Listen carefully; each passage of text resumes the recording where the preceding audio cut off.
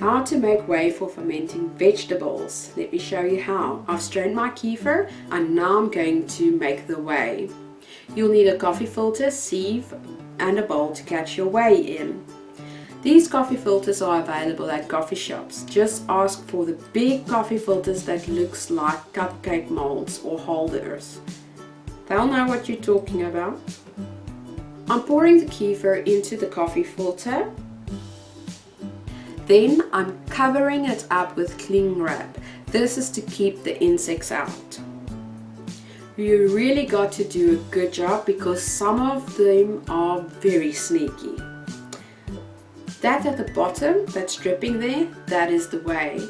Here is the finished cream cheese, that which you see in the strainer, that's the cream cheese.